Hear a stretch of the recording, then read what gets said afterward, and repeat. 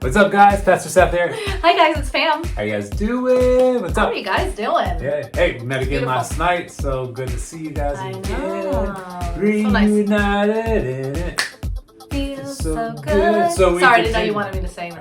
We continue our series, S.H.A.P.E, and I've been talking about the this shape. weekend. We are talking about comparison. Comparison. Yes, don't compare your calling. Compare.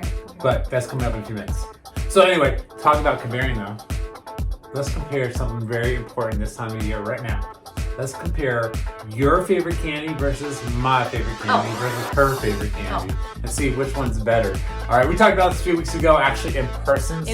So if you missed it, yeah, or you were there for a conversation, you can come chime back in. Or you can chime back in. Yep. You know, because it's Halloween's next Saturday, and the 31st coming up, and so we are just talking about eating candy and all this stuff. And what's your favorite candy? What's your favorite candy? My favorite candy? We're talking about chocolate candy. We talked about this. You guys know Reese's Peanut Butter Cups. Reese's Peanut Butter. And now Genevieve is obsessed with Reese's Peanut Butter Cups. Which I don't particularly am fond of because it means she eats mine. I know, but I make Reese's Peanut Butter Cup bar things, and Genevieve pretty much eats them all. Yeah, she loves Reese's She loves Peanut Butter. That whole deal. If you love Reese's Peanut Butter Cups, like that's your number one. Like, if you have a nut allergy, I'm sorry. Sorry, stinks to me. No, it's full price. That is stink. Yeah, the God heals you, and one day you'll be in heaven. You'll be 100% peanut allergy free. Yep. And you can have anything you want. Yeah, So if you are a Reese's Peanut Butter Cup person, heart emoji, I'll take it. Heart to you. Yes, and if you're like Pam, which she's a Snickers. So if you like peanuts or you're allergic to peanuts, neither one of our flavors today is good beneficial for you. She's a Snickers. Snickers. I do like peppermint patties. They're like a close second. And anything with caramel. Rolos, caramel, squares, anything like that. So let's right now. So those are Team Reese's Peanut Butter Cup or Team Snickers? We want to hear from the people. The people. What's your number one? If you gotta choose, like you're coming to one of our houses, we have the same house, but if we had separate, I'm passing out Snickers. And we're like, I passed out Reese's Peanut Butter Cups at my party. She's passing out Snickers at her party. Which party would you go to? Team Reese's Peanut Butter Cup or Team Snickers? Yep, Snickers, totally. Yeah, they're snickering at that comment. They're coming at Reese's Peanut Butter Cups. Yes, and she'll have peppermint patties there too, which are good. Yeah. You can't really go wrong with chocolate though. You really can't. But I think chocolate and peanut butter are like ultimate. I know you don't like that's what people butter. say. They're like but ultimate combination. I like peanuts and chocolate. Yeah. Like peanut M&Ms are awesome. Let's hear you. What do you have to say? What do you What's have your to favorite say? candy? Peanut butter and chocolate. Now, if we're talking about, Peanuts we talk about this. chocolate. If it's not Something chocolate completely candy, different. what like if you? Oh yes, okay. There's so non-chocolate. It's not chocolatey. If it's not chocolate, what's your favorite? So like for me, Skittles, Twizzlers. I mean, I don't know. Swedish Fish, is top for Sour me. Bears or whatever. Gummy bears. Yeah, it's What important. do you Maybe get? we'll It is send you pretty guys important. one of you guys something, some candy or something like that. Just you gotta let us know because we don't want to send you something wrong. If you're allergic to peanuts, we don't send you that. Oh, you know what I really like, and it's been a long time. There was like a big tub of those sour straws, and you pull them out, and then you suck on them. No, you're okay, Whatever. yeah, it's probably French. A French thing. Yeah. Oh, speaking of French things, you know what I really like, and I know Henry you bars. love too? Oh, Henry bars. Oh, Henry bars. Which I have seen them around before, but not very often. So anyway, let us know. Anyway, drop it in the comments. What's your favorite candy drop bar? it in the favorite comments candy right here. we want to hear. Yep. Is it Team Reese's Peanut Butter Cup? Okay.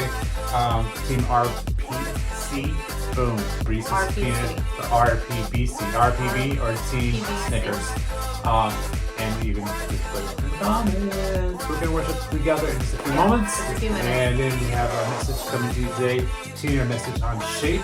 And hey guys, next Saturday, we are actually meeting a little bit early, 1 hour early. Yep, an hour early. 5 p.m. instead of 6 p.m. So 5 p.m. instead of 6 p.m. So we can go get our Snickers. Go get your candy, Reese's Peanut Butter Cups after service. And whatever else. Yeah. So guys, worship us. Thank you for joining us. Read Kids Live, 10 a.m. today. We're starting a whole new series, which is cool. So excited Can't for you wait, guys. so please be. So that's happening right after this. Right after so this. we love you guys. Anything we do for you, please reach out. And hopefully we see you guys real soon. Real soon. All right. Team Reese's Peanut Butter Cups. Snickers.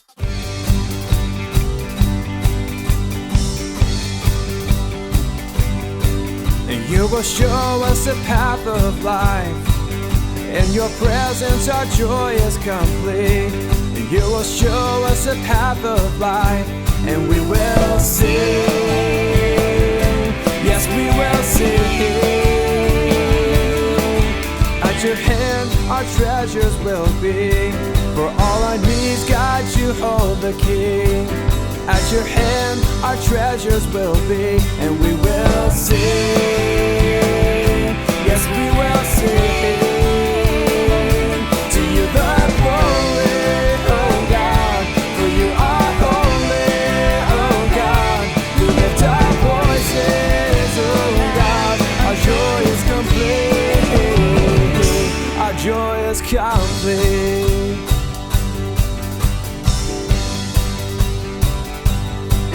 You will show us the path of life. In your presence our joy is complete. You will show us the path of life. And we will sing. Yes, we will sing. To you the glory, oh God. For you are holy, oh God. We lift our voices, oh God. Our joy is complete. Our joy is complete. We are complete in you, oh God. Our voices we lift to you, oh God. You will show us a path of life. And we will sing. Yes, we will sing. To you the glory, oh God. For you are holy, oh God. We lift our voices, oh God. Our joy is complete. To you the glory, oh God. For you are holy, oh God. We lift our voices, oh God. Our joy is complete. Our joy is complete.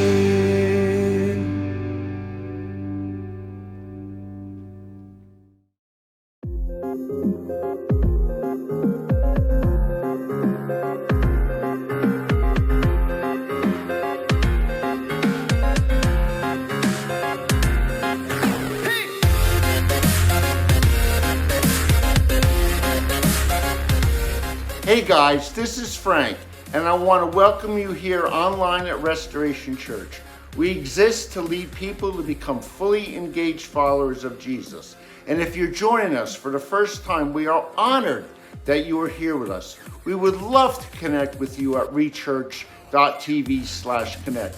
We also want to thank you for your continued generosity here at Restoration, where we live to give. The easiest way you can give is by going to rechurch.tv/give or text give to 845-209-1313. To get more information on how you can take your next step here at Restoration, simply visit us at rechurch.tv. Thanks again for tuning in, and we hope this message today will give you the peace and encouragement you need.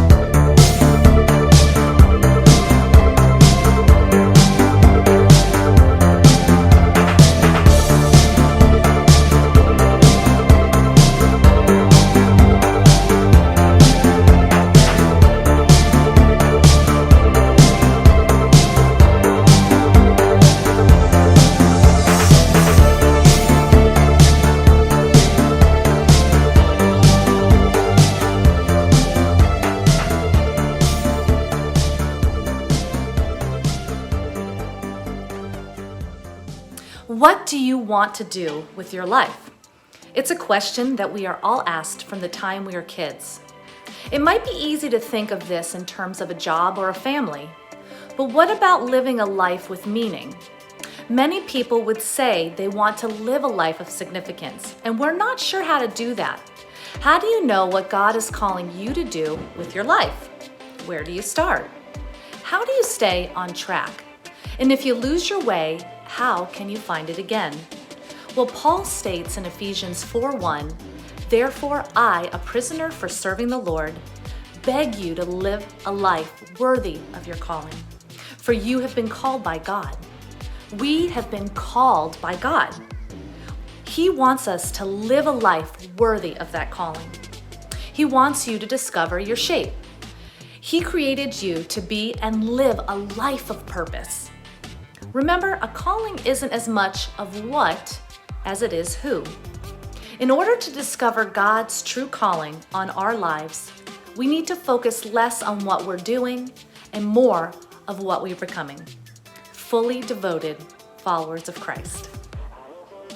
Hey, what's up, guys? Pastor Seth here as we continue our series on S.H.A.P.E, Discovering Your Purpose. And this is a good one today because I believe as we've been talking about finding our calling that God has for each one of us, and as we read in Ephesians chapter 4, verse 1, that calling from God Himself and live a life worthy of that calling. I think a lot of us in this process of figuring out the purpose, the calling that God's placed on us individually and as a whole, right? I think at the same time, we have a problem where we start looking at other people's callings and saying, man, I wish my calling was like that guy's calling or like her calling over there. And so today we're going to say simply to you, stop comparing your calling. Say that with me today. Stop comparing your calling. Say that again. Stop comparing your calling. Tell the person next to you, drop it in the comments. Stop comparing your calling. So the calling that God's placed on us, again, as a whole, as Christians, right? We are called to salvation. We're called to sanctification, being set apart. We're called to service, to serve others. And so that's the broad calling He's placed on each one of us. Then He's uniquely given us specific callings and ministry and purpose in this world that we live in today. So I want to read to you from Ephesians chapter 4, verse 1, where our verse that we kind of base this whole context of living life, where your calling is based from, and give you the few verses after that as well. So we read this already. Different translation from NIV, it simply says, "As a prisoner for the Lord," it says, "I urge you to live a life worthy of the calling you have received." So live a life worthy of the calling you have received. It says, so be completely humble and gentle, be patient, bearing with one another in love. And so this idea, don't compare, like we're going to be humble, we're going to be gentle, patient, we're going to bear with each other in love, right? Verse 3 says, so make every effort to keep the unity of the Spirit through the bond of peace. And then we find in verse 4, there's one body, one Spirit, just as you were called into one hope when you were called. And that one hope is this: one Lord, one faith, one baptism, one God and Father of all, who is over all and through all and all. And then we find here in verse 7, but to each one of us grace has been given as Christ appointed it. So, or apportioned it, I should say. And so grace has been given as Christ has apportioned it. And so God has apportioned out His grace for each one of us. And so you have to understand He loves us each equally, and He's given us unique calling, that broad calling that encompasses all of us as individuals and as that salvation. He's called us all to salvation. He wants to have that personal relationship with us. He's called us for sanctification, which we've talked about, means to be set apart, to be different. And He's called us for service, to love God, to love others, to serve others. That's what we've been called to do. So we all have that calling placed on our lives, and then He's apportioned His grace to us and apportioned us with various spiritual gifts. We've been talking about that in our S.H.A.P.E regroups, and so we'd love for you guys to be part of that. If you haven't been already, God's given you spiritual giftings to be used to further share the gospel with others. And so that's a unique part of our S.H.A.P.E and our experience and our personality and our abilities that bring to the table, our hearts, our passions. All this shapes us to be the person God's created us to be, the best version of ourselves that we can possibly be, is by discovering that shape and living in that shape that he has for you and I. And so as we read here in Ephesians chapter 4, that we've been called in one faith, one hope, one baptism, unified to serve God. And so as we have been called individually as calling, I think one of the greatest enemies of the church and the greatest enemy of your family, the greatest enemy of our community and our nation is disunity.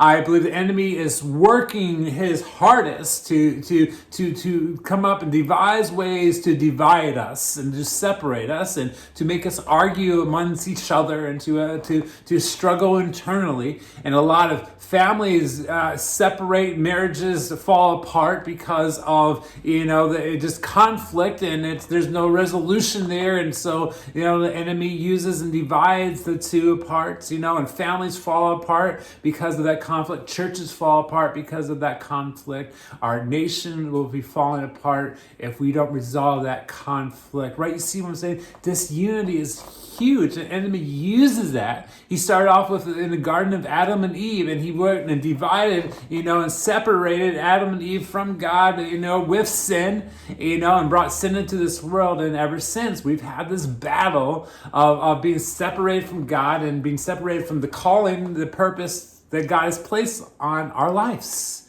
And so I believe part of that is we start comparing our calling with others and our purpose, and we start saying, man, they have it better than I don't understand. Why do they always have the good things? And why do I always go through the hard things? And I need to tell you, when you start off, stop comparing your calling. All right, we need to stop this comparison game. We need to stop comparing our calling, and we need to start living and enjoying what God has allowed us to experience here on this earth. We are called to be one in Christ. We need, and each of us been shown grace equally, right? So why are we often comparing our calling with someone else's? Why do we find ourselves in there? Because the enemy, Satan, is looking to divide us. It really is that simple. Why do we find ourselves in this comparison game? Because the enemy is looking and saying, hey, they have it better than you. He said that with Eve. He says, God is holding back from you. God has something better that he doesn't want you to have and partake in. Meanwhile, they had everything they wanted right at their fingertips. It was all available to them. But the enemy uses the comparison game right off. And you guys know what I'm talking about. Don't start judging the person next to you or someone else watching with you here online. We all do that. It's like you're driving your car, your perfectly good car, that's running A-okay, right? You might have to do some upkeep and maintenance, just like every other car. But you're driving, you pull up to the stoplight, and you look next to you, and then someone is driving a better car, a nicer car, a newer car, and and you're like, why can't I be driving something like that? Why do they get to have something like that? Probably because they're paying a lot more money a month to be in something like that, just to impress you for 2 seconds at a stoplight. But we get stuck in these comparison things. You get the latest, greatest phone. If you're an Android person or an iPhone person, we're not going to get in an argument with you today which one is better, iPhone. But but what the thing is then we want to get the next one when it comes out, because this has this new feature and this updated camera and this type of screen and this type of memory and this type of performance and this the blah blah blah. You're like, oh man, how am I able to live my life without having that? And so we start comparing what we have that was perfectly good a second ago, but we were just shown something that was a little bit better, and now what we have, which was good, is no longer good. See, I believe this. I believe the fastest way to kill something special is to compare it to something else. The fastest way to kill something special is to compare it to something else. It happens all the time. Comparison is a killjoy. The fastest way to kill something special is to compare to someone else. You can have the best day ever, and it's just great. And then you look on social media and someone had a better day than you, and you're like, oh man, I thought I had a good day, but it's not so good anymore because they had a better day. The fastest way to kill something special is compared to someone else. Can I tell you, husbands and wives, stop comparing your marriage to someone else's marriage. Oh, they just have the perfect marriage, and if my husband was just like him, or if my wife was just like her, our marriage would be so much better. No, stop. If the pear is greener on the other side, start watering your own grass. You know what I'm saying? Like, you need to be grateful for what you're in and what you're partaking in, and invest in that. And that's what you have. And can I tell you what? Just because someone looks like they have it all going on the outside and someone's family, oh, they're perfect, their kids are perfect, and they're so obedient. There's a lot of work behind the scenes. So stop comparing someone's highlights with your behind the scenes. Let's be careful, because comparison, the fastest way to kill something is to compare something. And so we need to be able to be careful, because it's dividing us in families, it's dividing us in churches, it's dividing us in our nation, because we're constantly comparing ourselves to somebody else. And that's not the way God intended. And as Christians, let's not get caught up in comparison our spiritual gifts to someone else, in comparison the purpose of calling someone's place in their life. Oh, if God had just called me to be missionary like them, then my life would be so much better. Bro, no, your best thing to be is where God's placed you to be the leader of your family, and to be that missionary at your work or at your school. Wherever God's called you right now, just be faithful there, right? That's what we've been talking about. Be faithful there. That's the best thing that you could possibly be doing. The reason you can't do what someone else can do is because you weren't called to that purpose. The reason you can't do what someone else can do is because you just weren't called to that purpose. So stop comparing, and because they're living and doing what God's called them to do, and you just need to live and be doing what God's called you to do. The reason you can't do something that someone else can do is because that's not the purpose God has intended for you. And you can do something that person can't do, because God has a specific calling and purpose for you. Comparison kills something special so quick.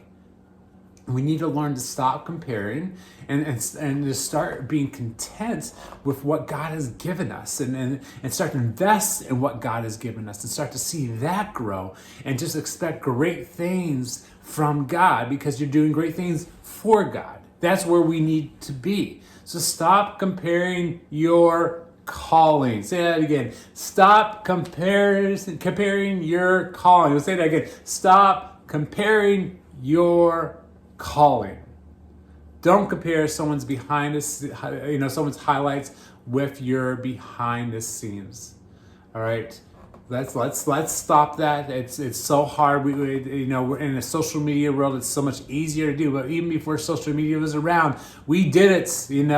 Again, based on where someone lived, or what someone drove, or what someone wore, and now it's just that much more, out there on social media, because we're looking like, oh man, how can they afford that vacay, and how can they afford this, and how they get this, and why they take the perfect pictures. Can I tell you, let's be 100% honest right now. I like posting pictures of my family and my kids up there, but often or not, unless it's just some sort of candid shot, if it's a family picture and we're all smiling, that's usually not in take one.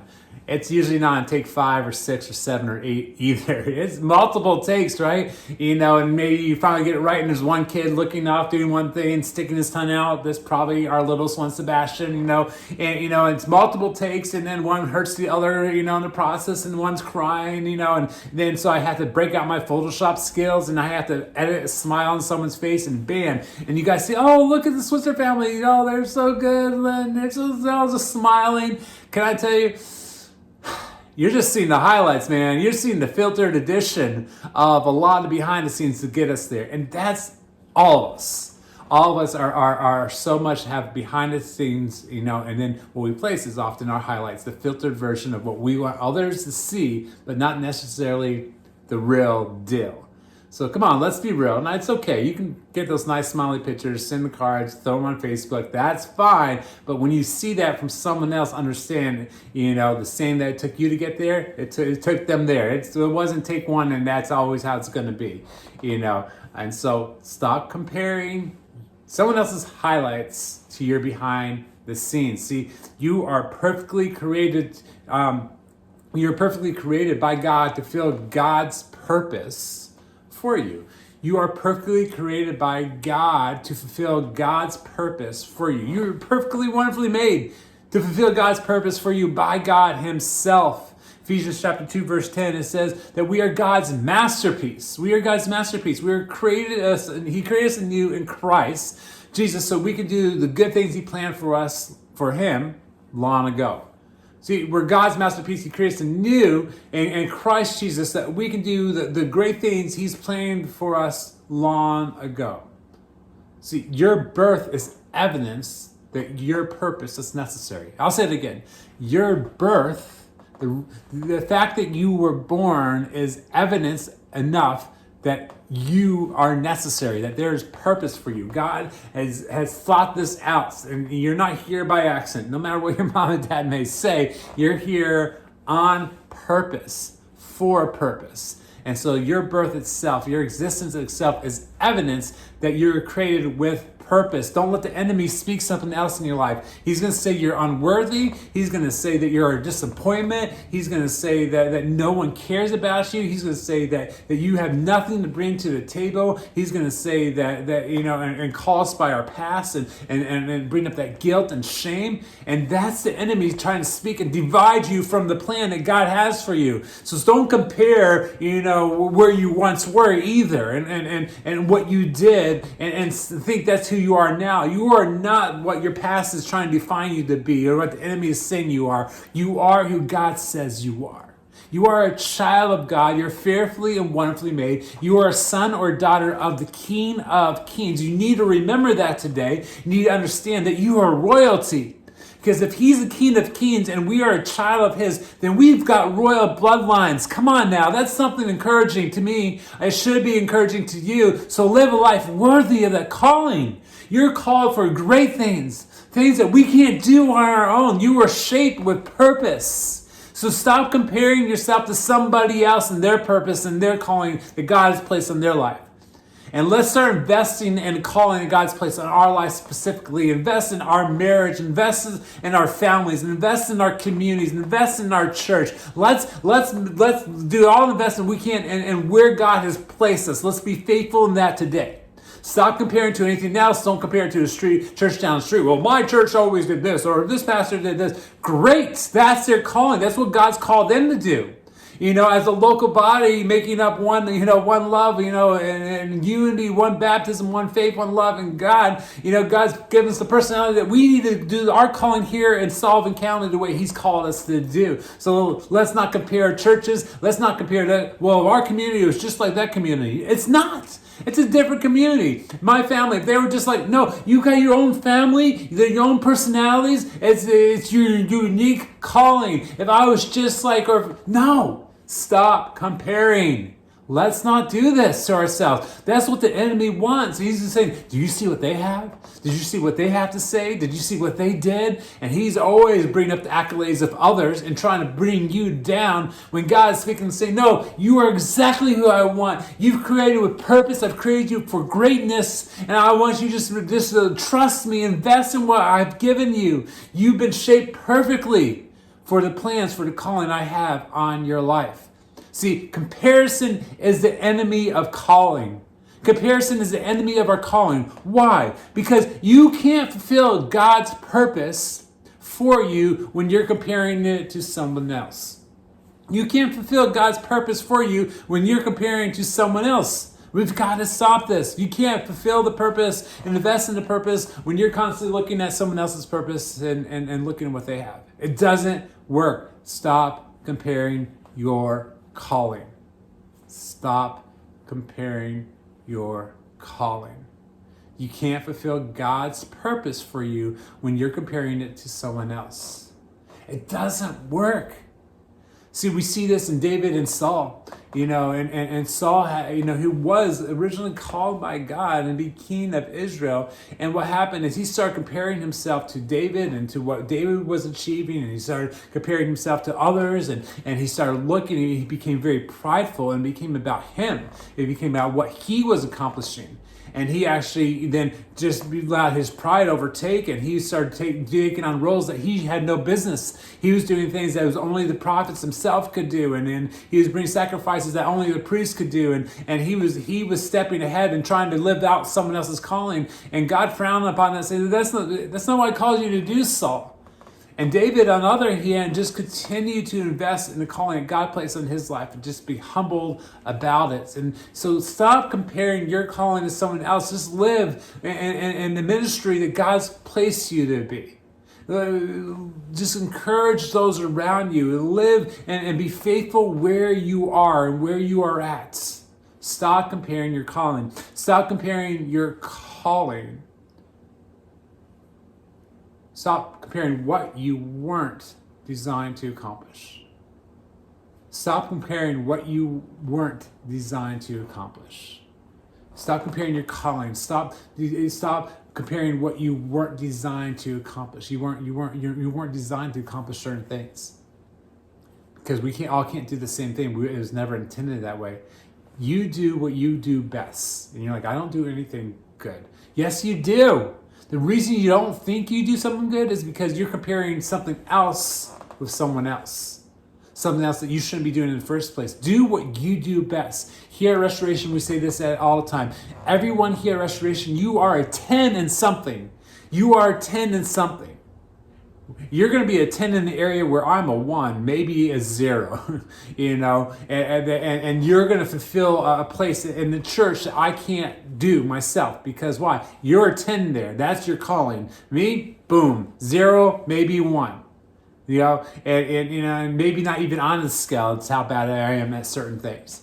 So stop comparing your calling. You are a 10 in something, so bring it. We need it. This church needs it. This community needs it. Your family needs it. Your workplace needs it. Your school needs it, right? You need to know you are a 10 in something. God's created you for that. So stop trying to do something that you weren't designed to accomplish in the first place. That you weren't designed to accomplish to do in the first place. The fastest way to kill something special is to compare it to something that you have no business comparing to in the first place. Simple as that. See, kill our marriage, our contentment, our joy, because we compare. Stop it. Let's stop comparing with others and start living in what God has called us to do. You are perfectly created by God to fulfill God's purpose for you. You are perfectly created by God to fulfill God's purpose for you. So stop comparing your calling. Listen, God's called us, right? We've talked about that. The broad calling for all of us is we've been called to salvation. If you're listening to this right now, God's calling you to salvation through His Son, Jesus. And He's made a way for us by dying on the cross for us and rising again and defeating death, having victory over that. And it allowed us to be able to enter His presence by believing, giving our lives to Him, asking and seeking forgiveness of our sins. We've been called to salvation. We've been called to sanctification, the idea to be set apart, to live holy lives, to be different, to think differently, to act differently. New creatures, guys talked about us. We are new creations. We take off the old and put on the new. All right, we're called to be set apart, and then we're called to serve, to love others, to seek to serve, right? And to pay it forward. And we'll talk a little bit more about that next week. But we're called to serve. We're called to be a blessing to others. That's the calling all of us have been called to. Then specifically, He's called some of you on the mission field. He's called some of you to start a church. He's called some of you to be a worship leader. He's called some of you to teach, and read kids. He's called some of you to serve and greet at the door. He's called some of you to be, hospitality, making sure people got coffee in their hand. He's called some of you to be behind the scenes and building things or cleaning things. He's called some of you to be evangelists and to be out there and sharing the gospel with every single person. By the way, we're all called to do that. Some of you are just been given the gift of evangelism and have a broader aspect of doing so. So just because I wasn't called evangelism doesn't get you out. The Bible says, go in all the world, preach the gospel to every creature. That's to all of us, right? We have this calling, right? That's part of our serving, right? So whatever God specifically calls you to do, just go for it, all right? You've been perfectly made to fulfill that purpose that God has for you today. Don't let the enemy tell you differently. And he will.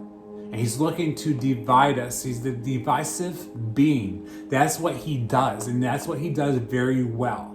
And he'll come in and start creeping in our lives and start speaking lies. And he's like, well, did you see that? No one cares that you did that. And, and no one's recognizing that. So if you did this, you would get more recognition and, more people would praise you. And, and And we see that throughout the scriptures over and over again. We probably know people. We probably have done that in our lives where we stepped out of our calling because we thought, well, I get more recognition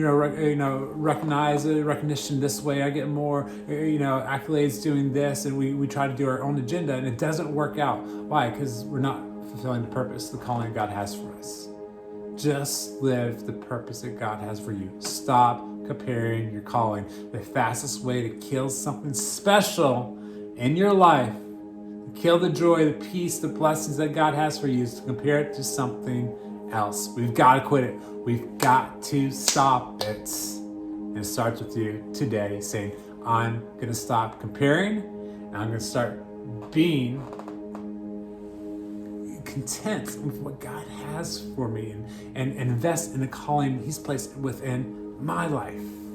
In Hebrews, we see this in chapter 12, verse 1 and 2. It says, and let us run with perseverance the race marked out for us. It says, fixing our eyes on Jesus, the pioneer and perfecter of our faith. Run your race, bro. Don't run someone else's race.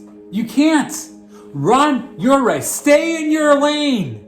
Get this? Stay in your lane. Run your race. You can't run someone else's race. You only can run yours. So run yours with endurance. The prize that God has set before us. It's impossible to win someone else's race. So just focus and put your eyes on Jesus. Run the race that He's called you to race and to win. God said, you don't have to finish first. It's not placement. Oh, I made it first. That might be someone else's race. God just calls you to finish strong and finish with your eyes on Him. Finish the race with your eyes fixed on Jesus. That's our calling placed on our lives. Listen, you are a masterpiece. You're created to do good works He's prepared you to do. You are perfectly created to fulfill God's purpose for you. You're not going to win every race, but you can win yours. Fix your eyes on Jesus. Stop comparing and looking at what other people have and what other people are doing, and just live a life that God has called you to live. That's how we fulfill the purpose God has for each one of us. That's how we show and understand the grace that He's given to us equally. We have each been shown this grace. So run the race with your eyes fixed on Jesus. Let me pray for you today. God, thank you for all you do for us. Thank you for your love. I pray we can honor you and glorify you in everything that we say and do. Thank you for your love for us. I just pray that we can fix our eyes on you. We can stop comparing ourselves with others. Thank you for all you do for us. In your name, amen. Thank you for joining us today. If you are new with us or you said yes to Jesus today, connect with us at rechurch.tv/online and let us know how we can pray for you at rechurch.tv/prayer. And thank you for your continued generosity. We give out of the overflow of our heart. Giving is an act of worship that expresses our gratitude, faith, and love for others. You can give by texting GIVE to 845-209-1313 or online at rechurch.tv/give. For more information, visit us at rechurch.tv.